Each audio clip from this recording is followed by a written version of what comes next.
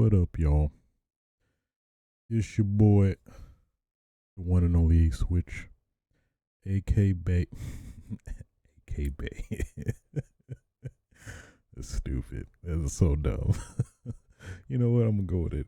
AK Bay, um, the Honey Bun Hunter, aka the Sugar Cookie Sire, aka uh Mr. Ice Cream, but I don't mean.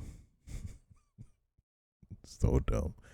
Bringing you yet another episode of Switches Sites.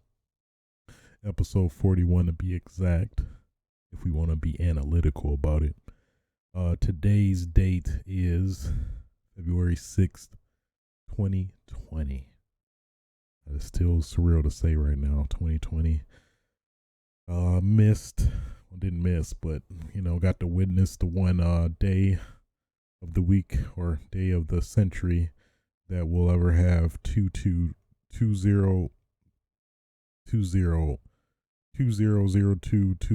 or something like that, or just a weird amount of numbers with two in them. We had that this past Sunday, I believe. So, if you missed the chance to, kind of embellish and witness that day, well, tough luck. You have to wait until you're dead and probably, or until we get into a new universe or something where, we have immortality or something like that, or we like our AI. But then again, are we living?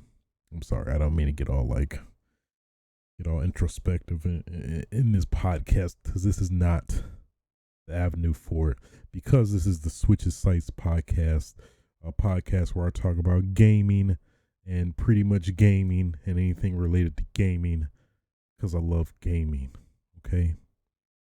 Yes. With all that said, all that out the way, let's get into it. Why not?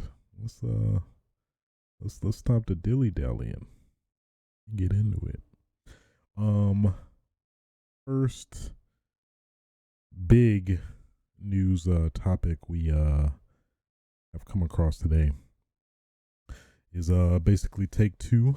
Those the developers, company, what have you, in charge of Rockstar, and what in the mess.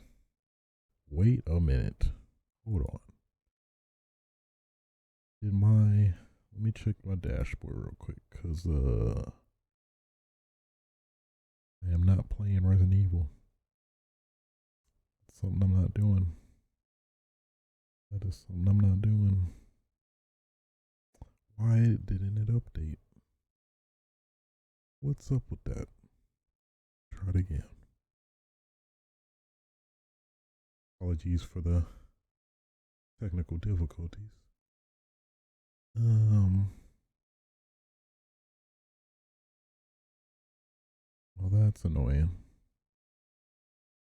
Should not be saying son of a. Let me make a quick edit.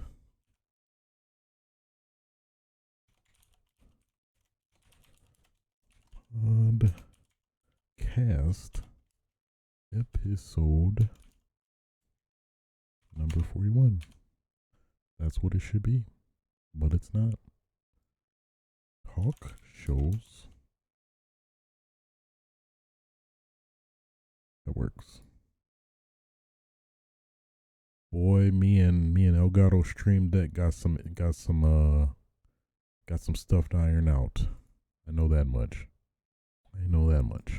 Okay. Before I was ever so rudely detracted. So Take-Two, who's basically, well, not really Take-Two, I guess, but more so Rockstar, which is behind Take-Two, technically. They are, make sure everything is recording as well. They are Basically, um, the co-founder, Dan Houser, and I forgot the other guy's name, John or damn it, let me look that up. I had it on my head. Dan Houser and somebody else.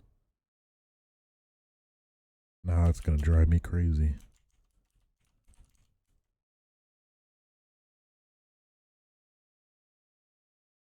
Dan and something. Sam. Dan and Sam Houser. Okay. That was gonna drive me crazy. So basically he's leaving, I think within the next month. Um from the company. So I guess yeah, he's pretty much done. So it's gonna be hard to see what impact that's gonna make on obviously the biggest franchise we've ever seen, the juggernaut, which is a Grand Theft Auto. So I mean, he obviously had a pretty integral part in terms of the development, specifically the story, and I'm pretty sure everything else that's kind of related to the Grand Theft Auto series since probably its initial inception, to my understanding. So I mean, losing somebody like him is probably gonna noticeably affect a Grand Theft Auto. I would think in some way or another, unless maybe Sam, maybe here and there, reaches out for a little, consultation here or there, maybe. But that does leave things a little in the air. Like, is the quality gonna be as good as it's been so far? That's gonna be interesting to see, especially with the next iteration of Grand Theft Auto, which is obviously inevitable whenever that is announced and comes out. But who knows? Maybe he had a pretty big part, and maybe they already got the groundwork laid out for the next Grand Theft Auto, and maybe now it's just at this phase of development and everything. But that's gonna be interesting to see if there's any noticeable, quality change with Dan no longer being at the company. So I think we'll ultimately have to see what happens after this. So, but nonetheless, yeah, that's interesting. Just aspect, like somebody who's at the top of the top, but then again, it's like, man, they probably got so much damn money. Like he's like, you know what? Let me retire right now. So at the same time, I don't blame him, but I never saw that coming really. But we'll see. We shall see. Kind of keeping in that news of pretty integral people leaving their respective companies. In line with that, Rod Ferguson, basically who's the head, I think he was the director of Gears 4 and 5. And then I think he was like the producer for the original Gears trilogy, 1 through 3. So he recently announced that he's leaving the Coalition, which is the current company or dev company for Gears that owns Gears now, outside of Epic, since he used to be with Epic Games, but Microsoft bought the IP from them. To now basically he's leaving to go to Blizzard to help with Diablo. So obviously I guess Diablo 4, hopefully stay away from the mobile game, but man, that's gonna be pretty interesting as well, because he's probably to my knowledge one of the last big people that is involved with Gears, or I mean, well, now that was involved with Gears. So it's going to be interesting to see. I'm pretty sure there's some remnants still of the original Epic team in the Coalition to some extent, but that's going to be interesting to see how this plays out as well, because having that foresight and knowing what the essence of Gears is, which Rod had a pretty good handle of, as indicated by Gears 4 and 5, where I felt they played it pretty safe and didn't change too much or rock the boat, in a lot of ways, which is, I think good. But now it's kind of, at least specifically for Gears, it's hard to see if, well, I guess we're ultimately going to have to see when Gear 6 comes out, if this is going to be good or bad, in terms of the direction of, Gear 6 going forward. So I do not know, man. It is going to be a pretty interesting sight to see for that specifically. So we'll have to see, man. But I mean, it could be good that maybe this will give Gears the interesting change that it needs. Maybe to give it a shot in the arm. Not saying Gears 5 was horrible or anything. It hasn't kept me engaged, at least since I got it. I guess I'm not a big fan of the maps necessarily. I think when a couple of the operator packs or map packs come out, that might get me back in. But yeah, man, especially the note they left on story wise with Gears 5. It's gonna be real interesting to see how this next Gears plays out, without Rod anymore. And yeah, it's gonna be weird. But yeah, definitely appreciate his work on the project and Gears, one of my beloved love franchises growing up too. So I mean, same of course for Dan Houser as well. I mean, these games definitely shaped my life growing up too. So I mean, best of luck to them. They're obviously on their ways on what they want to do, but at what cost? No, I'm playing. I think it'll be fine. I think they've now seen the groundwork of making a Gears game with Gears 4 and 5 with the new company Coalition or whatever, since taking over the franchise. So I think it I guess it's hard to say, but I think it'll more than likely be pretty positive in the best direction, I believe. So next we'll talk about the EVO 2020 lineup. So for those that may not know, EVO is basically the fighting game tournaments of fighting game tournaments, the crop of the crop, the creme de la creme, the cheese to the noodles. I think, hey, you know what? That works. We'll keep it in. They announced the games basically to tell you to get ready for, to compete in, and basically they are Under Night in Birth, Control Alt Delete. I probably butchered that, but that goes to show I don't know much about that game. Super Smash Brothers Ultimate. I think that was a given, considering how reputable Smash Brothers has been with EVO in the past. Now it's been what, 2 EVOs since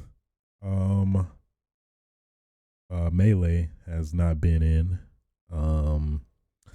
Dragon Ball Fighters, that's kind of a given. It's been kind of been like jokingly the replacement for Marvel vs. Capcom, since that hasn't been that great for players.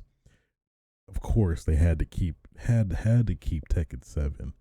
Oh boy, I'm tempted. I'm tempted to put Leroy in, kind of compete with the best.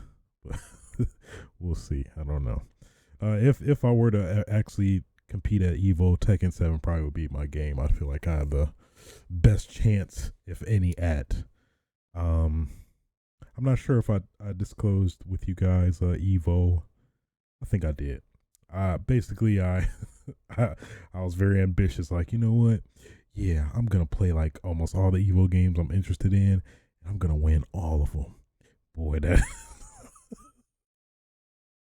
that didn't happen at all.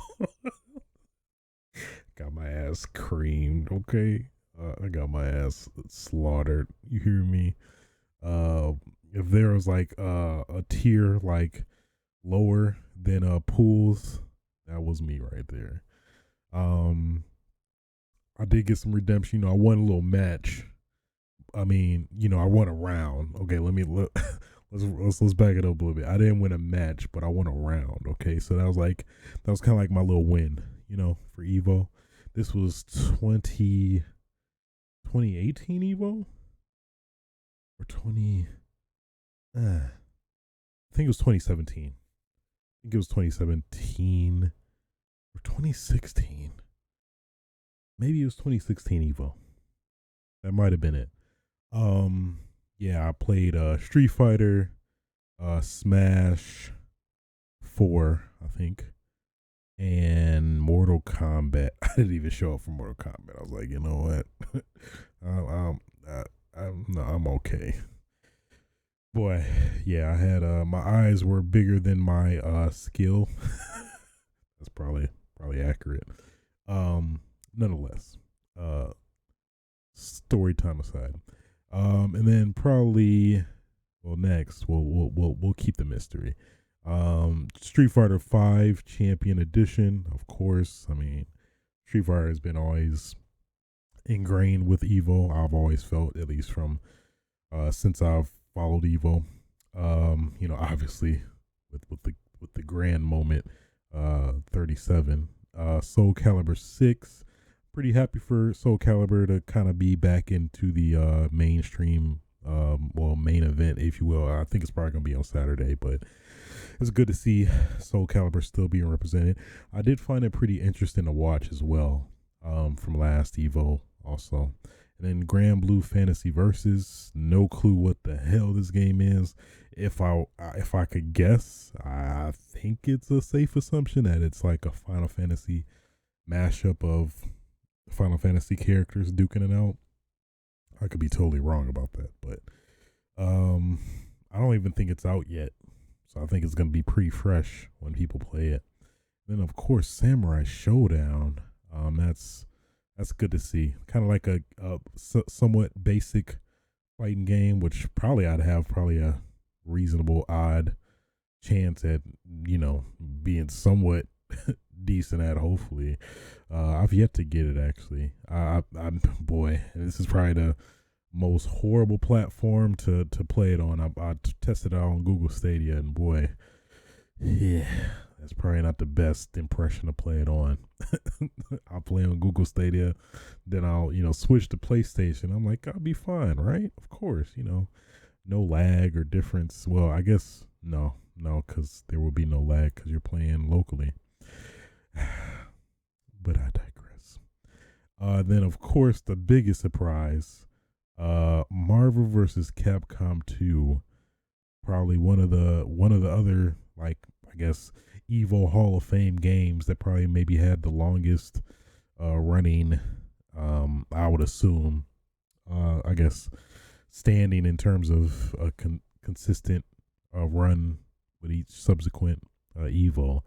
Marvel vs. Capcom 2 is back at it. I think it's its 20th anniversary, I believe, which is why, I guess, one reason why it's coming back. They at least have under it Tournament of Champions, so I guess it's kind of like a celebratory, anniversary tournament or something like that, which leads me to believe it probably won't come back. And I'm guessing that, it could be a slight chance it might be an opportunity to announce Marvel vs. Capcom 4, make things right. We'll see, I guess. Time will tell. But yeah, that's probably the biggest surprise. That's gonna be pretty interesting. I'll be interested in watching it, seeing all the damn infinites and freaking all these damn happy birthdays, and I'm just spouting out just random fighting game lingo that I halfway know. I guess that's the thing too. I have an intermediate knowledge of fighting games. I'm not no way gonna consider myself a connoisseur or pro or expert or anything like that, but I feel that I'm pretty versed into just general fighting game knowledge and stuff like that. But I guess counting frames and stuff, I'm a little iffy on. I get the general concept, but just something about it just doesn't necessarily click with me. Somebody can tell me what's going on, but it's still, I guess, I can't really use it or maybe don't like to use it from that standpoint where you kind of analyze, and I just like to see and just play and experience. That's kind of my preference, and I know a lot of actually renowned players do go by that MO anyway too. So overall, pretty awesome lineup, I'd say. And obviously, the big shun or mission from Evo this year is Mortal Kombat 11. So I guess it didn't really have that staying power, or I think a lot of it too was I think it's some turmoil with WB, possibly with Evo, or WB is Mortal Kombat 11 is veering into their own separate tournament or something like that. So it is what it is. Would have been cool to see it though. I mean, Mortal Kombat is not maybe the most renowned fighting game out there, but I mean it's probably the most selling, probably the biggest selling franchise. I dare say even probably more than Street Fighter, I believe. I think even Tekken. I think pretty much it maybe right below Smash Brothers Ultimate as the top selling fighting game recently, at least. I'd have to double check that, but I'm pretty sure that is pretty much accurate to some extent. So cool lineup. I'm looking forward to it. May possibly go. I don't know yet. I am interested to go though. I don't know. It's 2020. I might do it. I might be tempted. Moving on. So there was a on Twitter, one of probably the most pronounced developers in the game, no pun intended, Hideki Kamiya, who, man, I believe he's worked on Resident Evil 2, the original one. I think he had laid the groundwork for Devil May Cry. I want to say, no, those are at least the ones I remember or recall. I'm pretty certain he's involved with a lot of other stuff previously at Capcom as well. But now, ever since then, he's moved on to Platinum Games and stuff. And do you guys remember that one game, Wonderful 101 for the Nintendo Wii U? Probably not, since you guys didn't buy a Wii U, which, it's okay. It's understandable. Nintendo's marketing department was very horrible at just marketing that thing in general. So it's understandable. So, with that being said, this was like last week. Hideki Kamiya released a tweet that had him posing just casually, and had some dude in the back who I believe he was involved with another, I think Bayonetta or some other game in particular. I think actually what the Wonderful 101. I want to say, I believe so, but that wasn't the main I guess attraction of that picture. Behind him, he was basically at his cubicle at his desk with his computer, and he had a little his screensaver, with the platinum icon, logo, iconography, what have you. And then for the time, if you zoom in or engage, zoom in, you can see the time is 1:01. So that's a very, very hard coincidence not to pass by or ignore. And you see the switch in the picture too. It's like, in retrospect, I'm seeing a lot of it now, but basically a lot of people instantly like 101, that's got to be the Wonderful 101 being remastered or brought back. Remastered obviously, but so that actually came to be true the following week.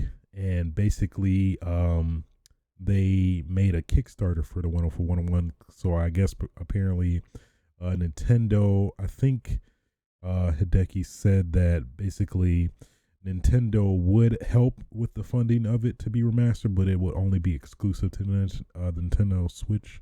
So he basically he did get Nintendo's wish to, well, not Nintendo's wish, blessing to basically at least kickstart it for people to, invest, and then so you can release it on the PC as well as the PS4, and I'm assuming potentially Xbox One and maybe some point, I don't know. But yeah, this is pretty big news. And I swear I have the game. I played a little bit of it, but never got around to playing it again. And then of course, it now is getting kickstarted to be remastered and come out. And that's not even the only thing. So this was like, I don't think it's the quickest Kickstarter, the quickest Kickstarter to be backed. But it was pretty great actually. I think it was like crazy. It was within like not was it 24 hours? It was some crazy time that it was backed. It was like a pretty respectable time frame. I'm not sure why. Huh. I think it was like 10 hours or 5 hours, maybe. It might have been 5 hours, I think. Where, yeah, it got backed completely for its goal. I think its goal was like 100,000. And then, it had some bonus goals. And then, like, I think it surpassed that. It was like, it reached like 1 million before the end of the day or something like that. And then, like, I think now it's about to hit 2 million, which is pretty cool. I mean, I think people really went by Platinum's just moniker and, reputation more than the game itself, because I think a lot of people aren't aware of it. But, I mean, they trust that the game is great and, all of that. So that's pretty cool, man. It's pretty damn cool. And then I think it's coming out super soon too, because I think they said that it's already been developed and pretty much ready to be distributed or whatever, but just a matter of getting that funding in particular for, just printing in copies and stuff like that. But man, that is freaking amazing. So at least now, this is a good excuse more than ever to actually play it now that it's fully remastered. I'm curious, because the gimmick, well, I guess, yeah, it's pretty much a gimmick, where it was pretty cool, where you had the double screen experience. At least one of the few games that did fully utilize the Wii U, from what I played a little bit of. It seemed like a cool novelty, but I guess from what I played, it seems like it's not really necessary. That basically what would be shown on the Wii U tablet screen would just be displayed exclusively on the TV itself whenever you would go inside. At least that's the one thing I remember when you play the game and your, Wonderful 101 or the heroes would go inside. It would basically, you would have to look at your tablet instead, and then when you go out, it'll go back and show the, wherever you're going, which is cool, but I guess it's not necessarily necessary. So overall, pretty awesome, I have to say. Very happy, and I'm playing it back as well, because you get some cool nifty stuff with depending on how much you back or whatever. So I liked it. I just never got a chance to play it. So now is a great time to do so. And I think that's the only way technically for now that you can, at least right after release, because it's planned to come out this April, which is crazy for a Kickstarter game. And that's one of the, I think, good reasons to back this game, is that, it's not like a false promise or, of some of the other games that were backed and the promises weren't met. This is one that I think is definitely a valid and secure investment in particular. So keeping in line with that, Um, let me see here. I think I did find. Did they? Hmm. Yeah, I thought they had it. I thought. Let me check. Are there any marks? Are there any marks?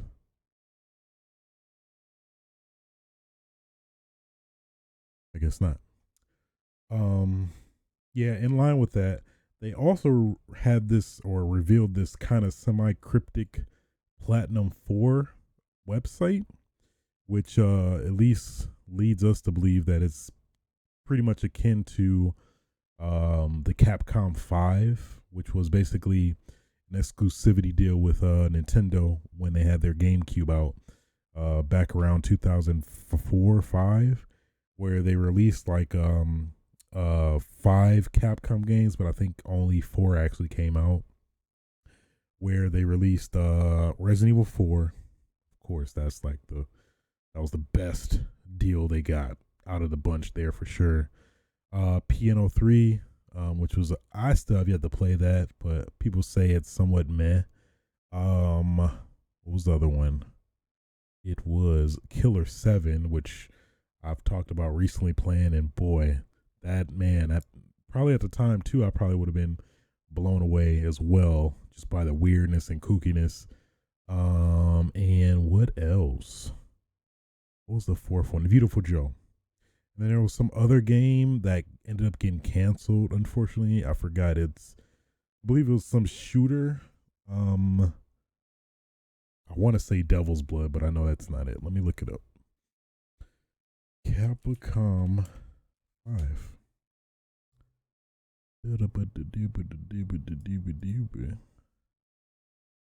There was some game that got canceled. So Piano 3, Beautiful Joe, Resident Evil 4, Killer 7, and Dead Phoenix. So Dead Phoenix was going to be a 3D shoot 'em up featuring a winged man named Phoenix. Original. I guess people were saying it was gonna be compared to kind of Panzer Dragoon, if you're familiar with that game. I mean, personally, I would have been heartbroken what they said, but it's fine. So I believe he was involved in some of those games to some extent as well. But I guess this is maybe a reference to that in particular.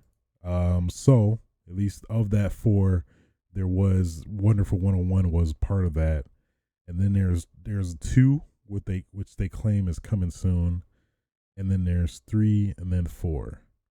So it's interesting to see what those could be. I don't think it's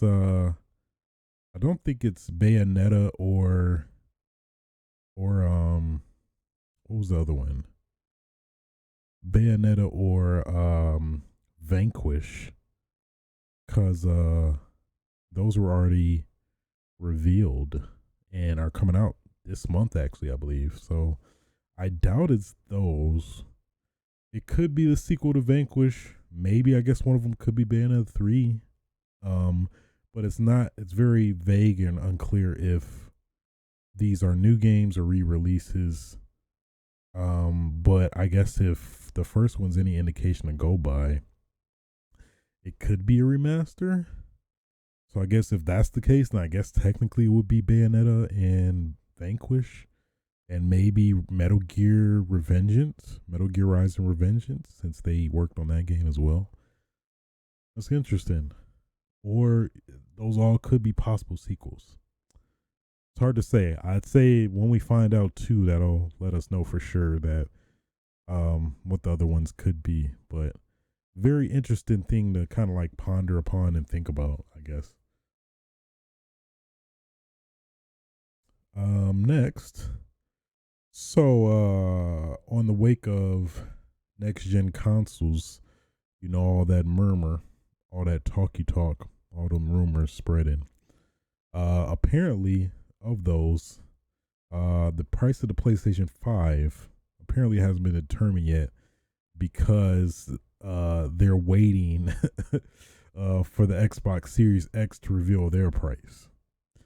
So that's kind of an interesting choice and surprising that PlayStation 5 just openly just was honest about that. That, you know, hey, we're just gonna wait for Xbox to reveal their price so we can just basically undercut them, which is not really respectable, I'd say. You should probably stick to your guns, but at the same time, at least that we know for sure they're not just gonna pull a dumbass move and try to, you know, release a $600 console. I would hope so. Considering this, I think that's pretty apparent, and I doubt Microsoft in general is gonna release something over 500. I don't think. So my guess is either between the 400 500 range, or maybe if not, then maybe like a 400 $600 range where, you know, at least the rumor with, you know, the Xbox Series X with the Lockhart being like 400, and then with the 600 being the, you know, enthusiast or, you know, pro console, what have you. I just found that interesting. It kind of makes me look at PlayStation in a weird light, where it's like kind of grimy just to be, you know, waiting for the Microsoft to just try to, you know, directly overshoot them. Kind of like E3, when the Xbox One was announced, where, you know, they of course went right after. I don't even think there was a time that when Microsoft and PlayStation were competing, that the PlayStation was over or went first, which you would think, you know, PlayStation 5 has the lead in everywhere and everything, that they would you know, have that I don't know, confidence to kind of just do what they feel instead of listening closely to Microsoft. But let bygones be bygones, I guess. But I just found that kind of interesting that they were waiting for the opportunity. Yeah, so I think Xbox Series X is probably going to wait for PlayStation to release their price before going to what they're doing. Because, I mean, this is going to start pretty much, this starts off, you know, who's going to buy what. Because if there's a clear, you know, difference, that's going to be considered in terms of who goes with what. So it's going to be very fascinating to see how this plays out. I'm very interested to see how this is definitely going to play out. I think Xbox is going to hold its cards as long as hell until PlayStation looks like an idiot. Like, okay, all right, we're looking dumb right now. Let's just reveal our price. But we'll see. Time will tell. Keeping in line with next gen console watch, the Xbox Series X, with the one leaked image that more than likely got whoever leaked that image because they were dumb enough to keep their serial number in the damn picture. Like, oh my God, why? That's just, even if, just give some form of mystery. They clearly didn't care, I guess. They're like, you know what? I'm tired of Microsoft. I'm gonna just try to get some money before I leave, and just get this console out. Just tarnish Microsoft name to some extent, I guess. We already know the foreign factor and stuff, but that's just I don't know. That's just not smart. So of course, when we looked at pretty much the back of the Series X, everything looked pretty good, or pretty, you know, expected, except this one particular port on the Series X, which is like a large rectangle, which is definitely doesn't look like anything we've ever seen. So people are, I think they've kind of come to a conclusion or figured out in one way, shape, or form that it's some form of expandable storage. So probably some proprietary storage system, or proprietary storage, basically, that, well, self-explanatory, self-explanatorily, I'm just making up words. Increases the storage. So I'm not sure what backing this actually has to back that statement up. Because I'm pretty sure I saw some information that led to it being credible.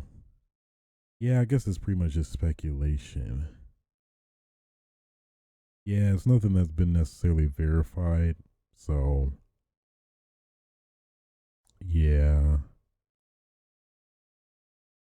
Yeah, so it could be just like a, it could just be a booty slot.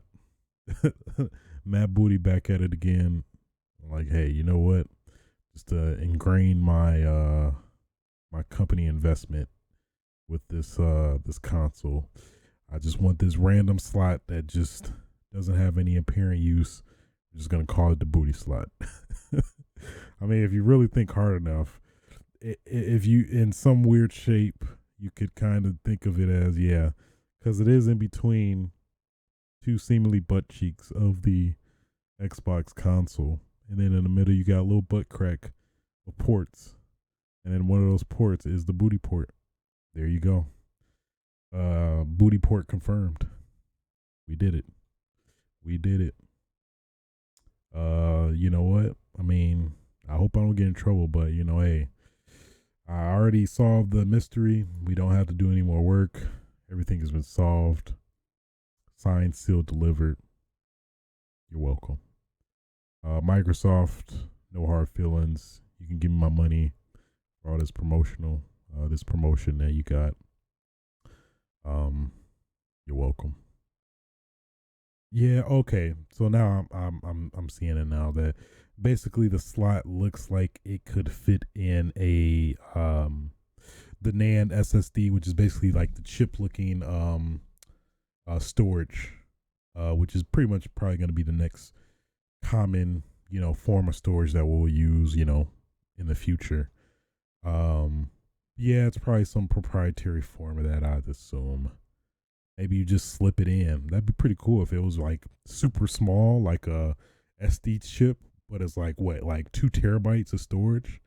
That'd be pretty compelling. Hopefully they don't charge a premium or some crap like that. But Microsoft has kind of done that a little bit in the past with the Xbox 360's memory card, which technically wasn't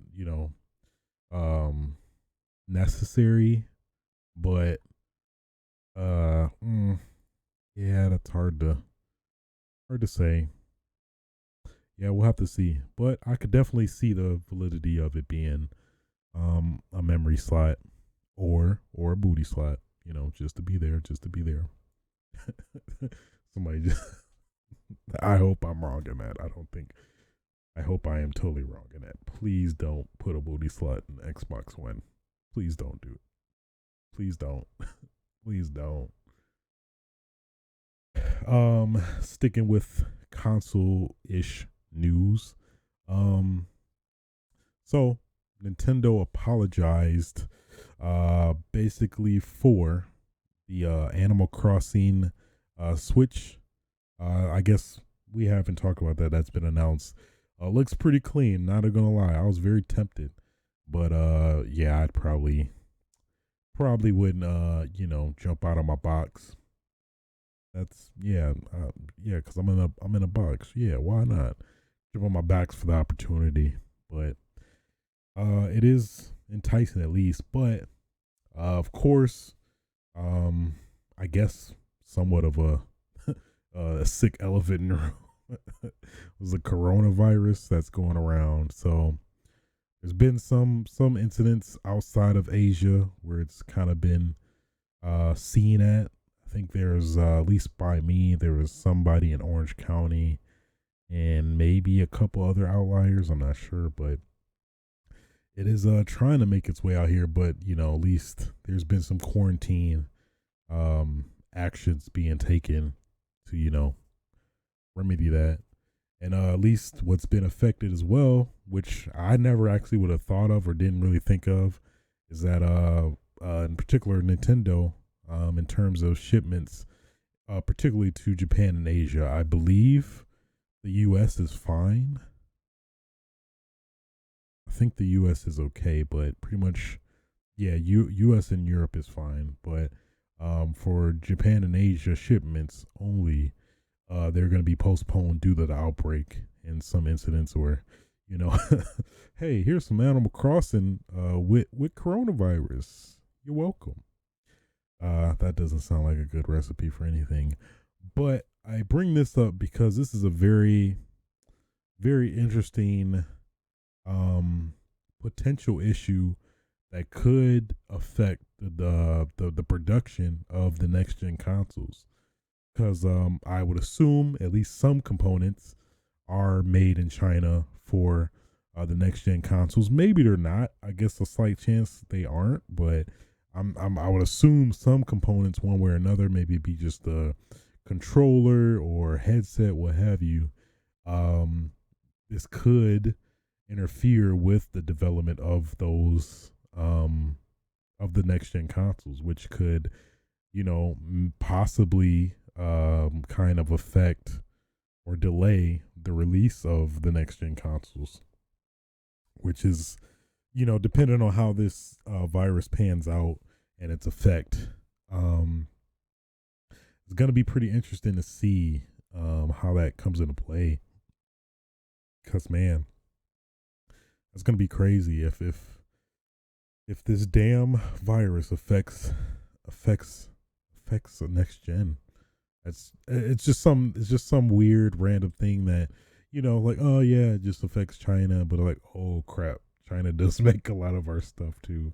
So it's like, that kind of sucks. But obviously, you know, health first, safety first, more than anything, because man, it's killing a lot of people, and you know, things like that. So I just found that, yeah, really interesting. One aspect that I didn't really think about, that it's affecting production now, how catastrophic this virus is.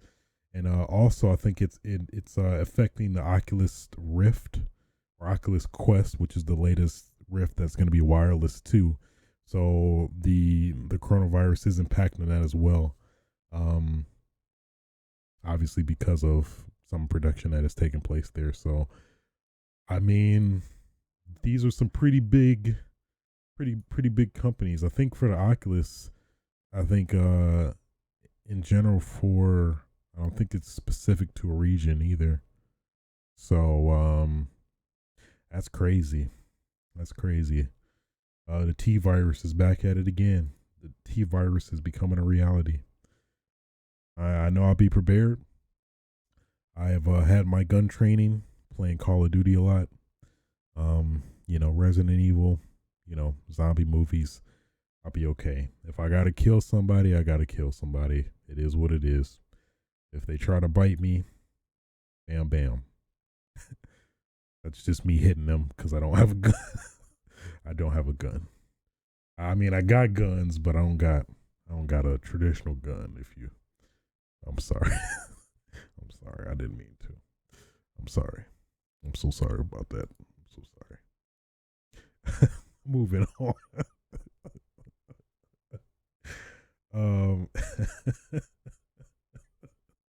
I'm sorry. I couldn't help it. I'm sorry. Moving on, and like, let's get into like just this straight up depressing news. For dreams being shattered. Masahiro Sakurai. So I mean, obviously with the backlash that happened with Fire Emblem. Oh yeah, my bad. Yeah, Fire Emblem Ultimate. It's not even Smash anymore at this point, because just all these damn Fire Emblem characters that are just, you know, rock, paper, scissors. Everybody got axes and damn swords and books. How you gonna fight somebody with a book? No, I'm playing. Mainly the sword characters, which is overall just too many damn Fire Emblem characters, because Jesus. So, you know, with the latest character from Fire Emblem Three Houses, which is understandable, but at the same time, it's like, another damn Fire Emblem character. But whatever, fine, okay, whatever. So apparently, the inclusion of Byleth, the latest Fire Emblem character, hopefully the last to be involved in the game, wasn't Sakurai's decision. So basically, he claimed that this was more so Nintendo dictating some of these characters, apparently. Um, which I guess kind of makes some sense, but it's like, and I guess that explains why he said all the characters are predetermined and like hey, temper your expectations because some of this may not happen or whatever. But I don't know. So at least kind of semi-quote him or paraphrase at least. The new fighters were not decided by my own favorites. They were brought by Nintendo. This time I'm bringing the experience to play as the protagonist of a game you can play now right away. Try to start working on a title where the original game was still in development. I understand as well there are too many Fire Emblem characters and there are also too many sword users. But it has been decided like that, so I just proceeded as is. There are other things I must think about more. Since there are so many sword users, I bring in tactics exclusive to each fighter. 3 hero relics owned by the 3 house leaders are being included in move inputs. Okay. So basically, yeah, the general gist is that pretty much Nintendo more so decided the characters more than Sakurai. I'm pretty certain he had some say in terms of, maybe at least some of his preferences and maybe trying to bring in some of the fan desires as well to some extent, at least possible.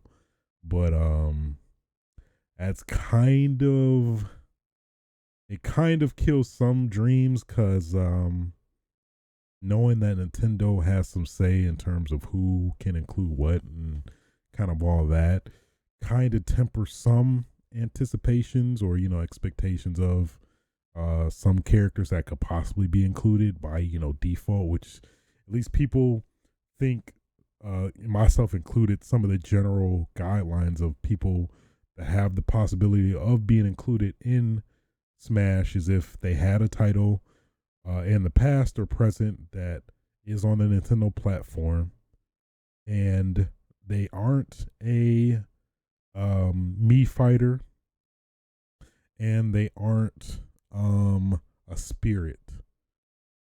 Generally those are the guidelines that you can go by in terms of the odds of a character being involved in Smash. At least what I felt like, at least from all the characters so far, that's at least the common correlation you can kind of grab from at least all these characters that have come so far. So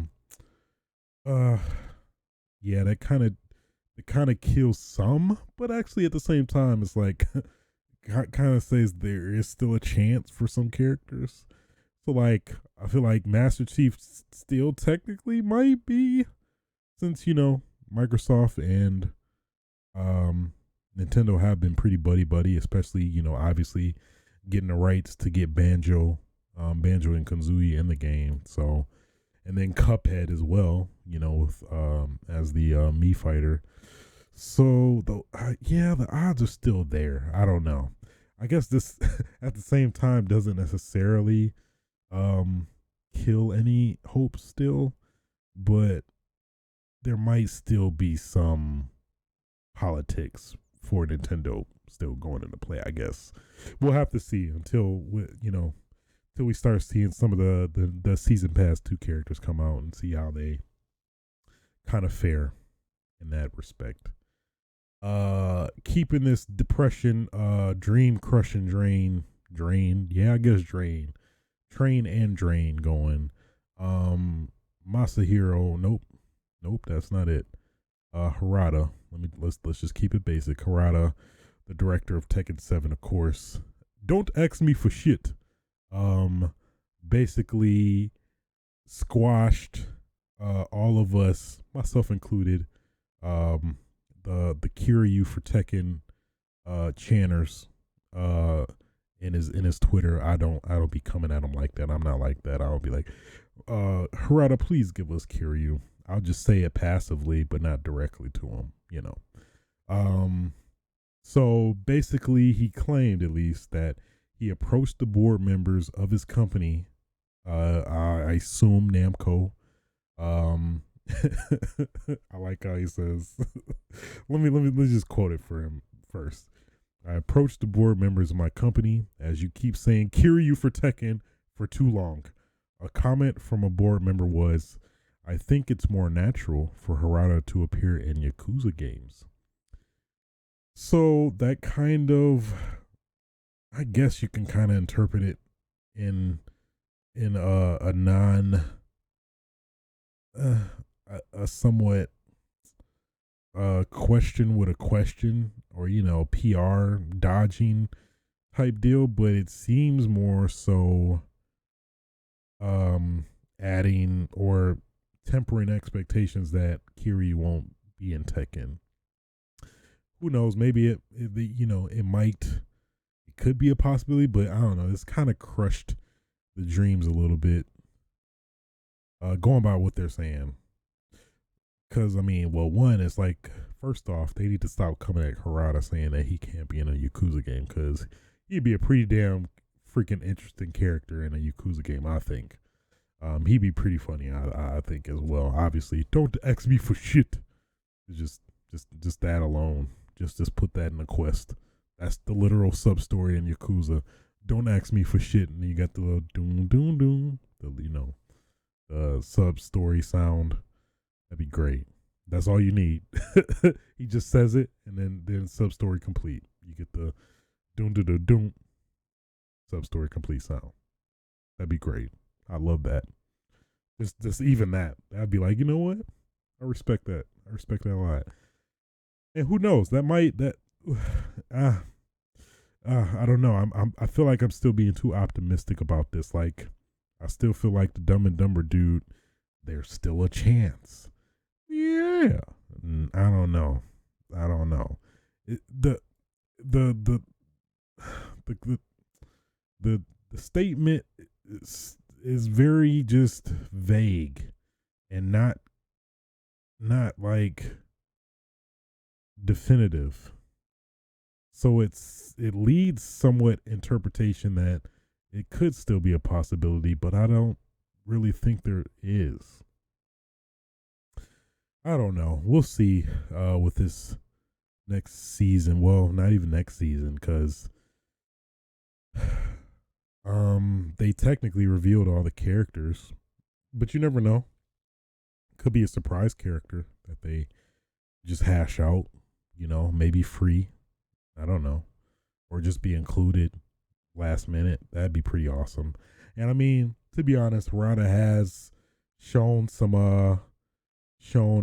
history of, trolling us as fans with character announcements in general, really. So it wouldn't I'd be giddy as hell though. I ain't gonna lie. I'd lose it if they actually got him in. Because that man, if there wasn't a buried character in terms of his just general layout, he's from a beat 'em up. He has all the moves. He has counters, which is like a lot of Tekken characters. I've already talked about it. I'm not going to go back in that road, but kind of hurt my feelings a little bit. It's like, when you convey all your emotions to a girl and then she says no. And then, just disrespects your ass. Not like I've ever done that before. That's ever happened to me before. Not at all. No, not me. I'm untouchable, right? Yeah, of course. Yeah, yeah. Who knows? So I part of me, just the optimist in me, wants to still believe that this might happen, but at the same time, I gotta temper myself that it probably more than likely won't. So I really want to be wrong though. Please prove me wrong, Harada. Please prove me wrong.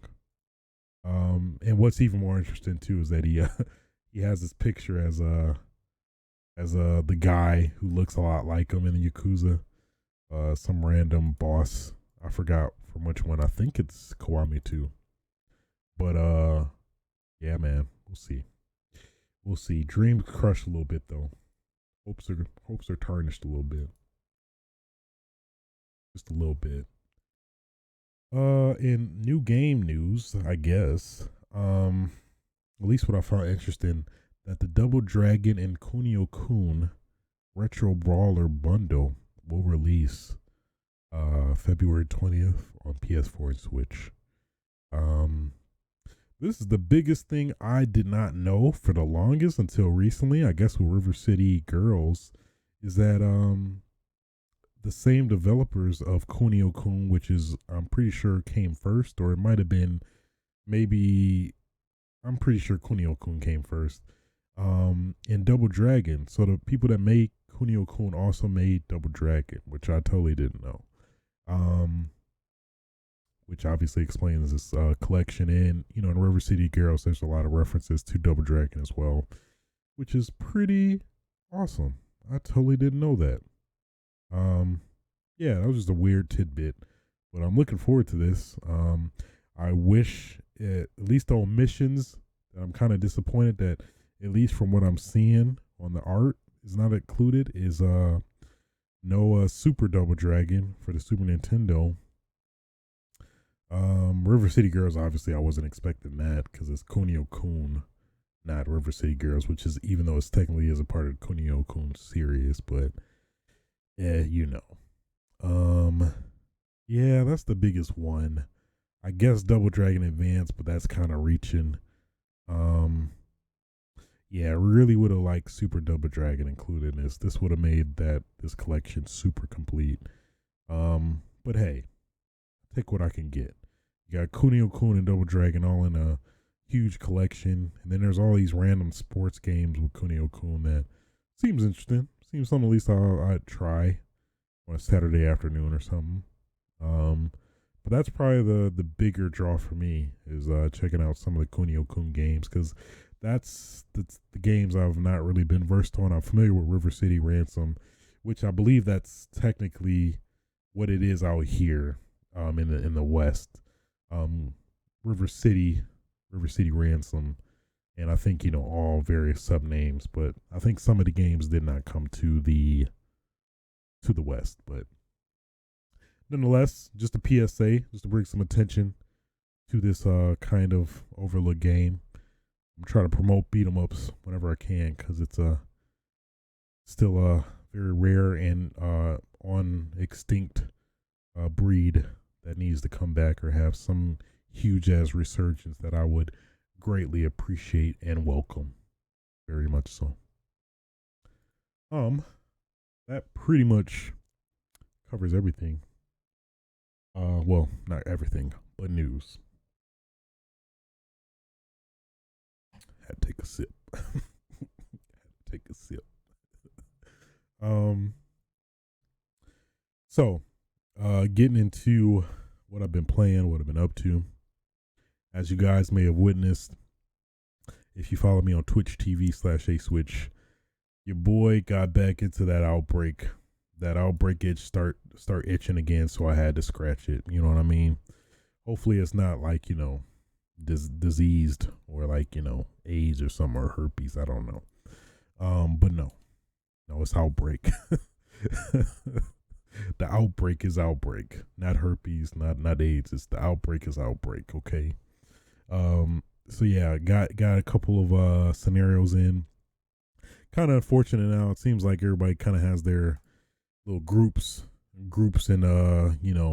inclusion. Where people just have passwords for their damn lobbies and stuff, which is kind of messed up. But I mean, people have their groups. Like, who am I to disagree with that? Hey, as long as they play an outbreak, that's all I should really be happy about. And I'm very thankful that the community is still pretty strong, able to still get in games as of today. So that's great to see still. So I do plan I want to try to at least start doing Outbreak weekly at some point. Try to build up to have some type of reoccurring schedule of me streaming. At least I've been trying to do so with this show on Twitch. But to try to get the gaming forefront in, that's what I ideally would like to do as well. So yeah, I got a good session in last Saturday. That was pretty fun. Had a great time. Then also, well, I guess talk about the obvious that boy, Call of Duty. This game is just great, man. Just the more I'm playing it, the more I'm really starting to solidify. Excuse me, it's being the best Call of Duty since Modern Warfare 2, and it's really solidifying that. This is probably the most I've played a Call of Duty for sure since Modern Warfare 2 for sure. Man, just the gunplay, just the visceralness of the animations and just overall network, the freaking crossplay. Man, this is how you do a damn Call of Duty. And man, this is like a great way to come back. No cutoff DLC where, you're kind of what restricted to a paywall, or basically omitting players who don't want to fork up the money for a DLC pack, and basically secluding the player base with people with map packs, without map packs, which is great. So I think this is probably the best way, or best kind of way we're gonna get in terms of kind of having a balance between fan demand and Call of Duty Activision grubby money hungry hands. But at least from what we hear with also big surprise everybody that news alert, next Call of Duty is confirmed to be coming out next year, that they reported that this current model they have with Modern Warfare, which is basically pretty fair, pretty reasonable. It demands a lot of your time, which I feel like could have been tweaked a little bit more to kind of, have a better balance for the player than Capcom. I mean, not Capcom, Activision. But overall, I think it's probably the best way to go about their current model and not be so money hungry and grubby about it, putting stuff behind paywalls that we don't care about and stuff like that. So at least how they currently have it, where pretty much all the stuff that you would want to buy is pretty much cosmetic, and you can earn the money you invested in a season pass back by put enough time in to complete the tiers, battle tiers. There's 100, and then you get actually all your money back to buy the next season pass. So I could see how they kind of have it going and kind of keep you engaged, involved with the game as it goes from season to season. Encourage you to at least regularly play the game consistently also. So we'll see. But no, I mean, in general, it's been pretty good. It's probably the best Call of Duty it has been, with, in particular, with microtransactions. Is probably the best way they can. It's probably the best kind of median between us as the fans and Activision. So I'm satisfied with it. Again, I already talked about how they can respect your time a little bit more with the battle pass, because they demand a lot of time for you to commit to playing the game and ranking up to get all the tiers. But at least now, the last week of the tier, I know I'm particularly at 83, and I'm trying to get 100. They do have they currently have double XP, double weapon XP, and double tier XP going on now until the end of the season, which is next Tuesday, I believe. So I'm about to take advantage of that. Try to rank up these tiers to the max, so I can jump in on the next season. I don't think they revealed the next season details yet. I think they're gonna do that probably Monday, maybe Friday. We'll see. But yeah, overall, loving me some Modern Warfare, man. It's been my jam for a while, and it's kind of been good now since no new games at least caught my attention I've been going into yet. I kind of just want to get this season out of my system, and then after playing what is it? well, no, I mean playing this game and completing a tier. I can kind of breathe a bit, then play some other stuff. It's been on my radar at least, but this has been a great ride, that I'm thoroughly enjoying, and I hope to. It's probably going to keep me invested too with all these new maps coming out each season, new guns and stuff. Man, it's going to keep me invested. I feel it. It's probably going to be probably the longest Call of Duty I probably put the most time into, probably behind Modern Warfare 2. I'm pretty certain. I feel it. I feel it already. So at least during that in the realm, I was also when I wasn't really in the mood to play Modern Warfare, I was dabbling with Nier Automata. So for those, I'm pretty sure I told you guys that I completed Nier 1, late last year, like September-ish. And I planned to get around to playing Automata, but never got to. All these games were coming out that I wanted to play over it. But now I felt like it was a good time to get into Nier Automata. I am not too far into it yet. I only play like 2-3 hours, I believe. But I am interested in terms of what this story is. It's a lot I don't know yet. But I am interested to kind of explore and see how this one intertwines with Nier 1, because I believe there's some continuity there. It doesn't seem like it, at least initially, but I'm interested to see how it actually does play out from there. I did try before Nier Automata. I tried to get into Zelda again, but I don't know if it's a combination of the time since I played it before and now, but it's just been this mental block with Zelda specifically for some reason that I can't get. That's just like I can't continue playing for some reason. Like, mind you, I've put like 20 hours into the game so far. That's just, exploring, trying to get the shrines, as many shrines as I can and whatnot from there. But it's just, I think this combination of wanting to progress without feeling restricted to try to find all these shrines to get more heart containers, and just the fact that I have to try to figure out how to get the best armor, but to get to the best armor is probably the areas where I can get killed instantly, which is something I guess mentally has kind of been a block where I just feel like I don't want to deal with. It's just, I guess, I feel like it's just so open world that it's kind of overwhelming, which is the first time I've ever really felt that with a game in general. I feel like, but it's not a nature of me not liking Zelda. It's just like, I don't feel like doing this, if that makes sense. Not really like I don't want to do it, but I don't feel like doing it.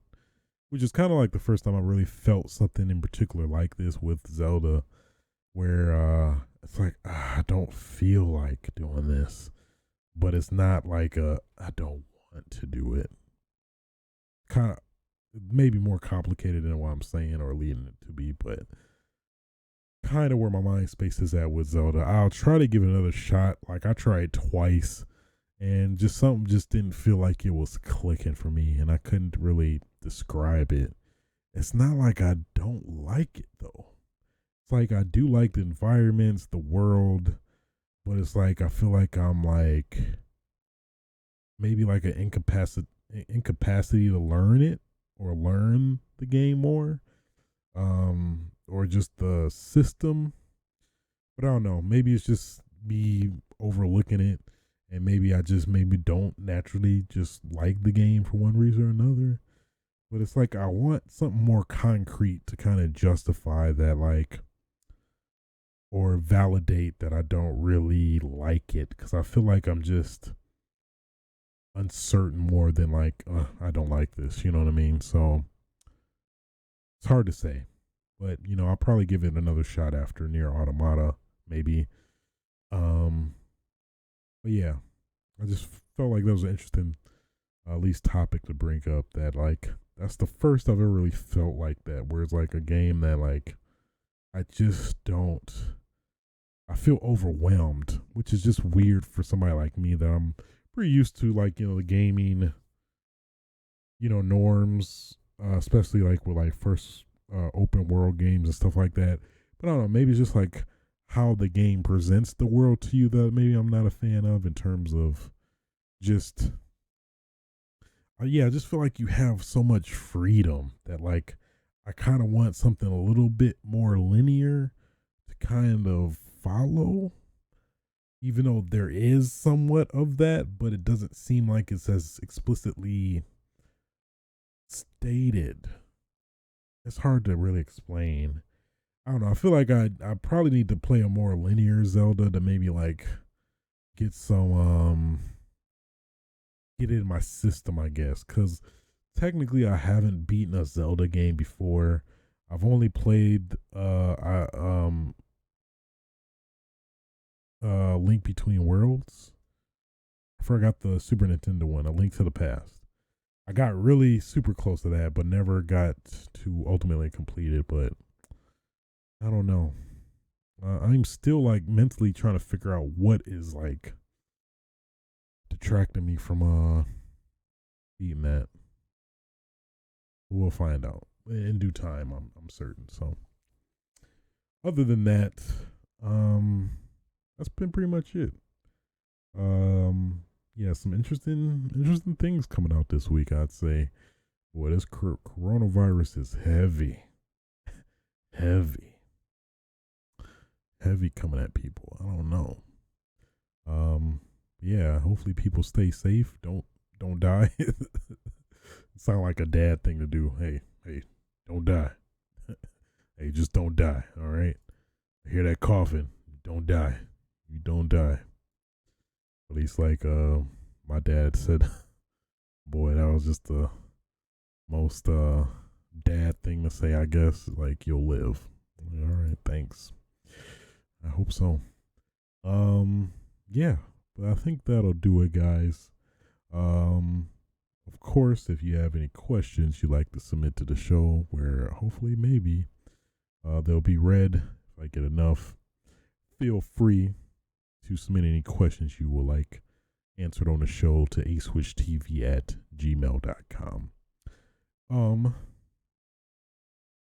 If you are listening to the podcast on your respective podcasting platforms, feel free to like, rate, subscribe, all that good stuff. Definitely helps the show excel and grow and become a man one day. Because it's a little baby. What else? I feel like I'm missing something. Oh yeah. You can catch me on Twitch TV/aswitch, where I do host this podcast live or record it live. And then later post it for your listening pleasure. Is that it too? Yeah, I think that is. You can also catch me on youtube.com/aswitch as well, where, I eventually will get these up on a regular schedule in line with the podcast, because I know there's probably some folks that like to, don't know why I cut out there, some folks that like to listen to the podcast on YouTube as well. So hopefully we'll get that squared out at some point. I am working on it though. But yeah, I think that'll do it, guys. Another week in the books. Pretty stacked week, at least news-wise. Definitely a lot of interesting aspects. Everybody's leaving, moving on to grand pastures. I don't know why that sounds so death-like, but I didn't mean to make it sound like that. But people moving on to better stuff, which you can only respect. But yeah, guys. Until next time. Oh.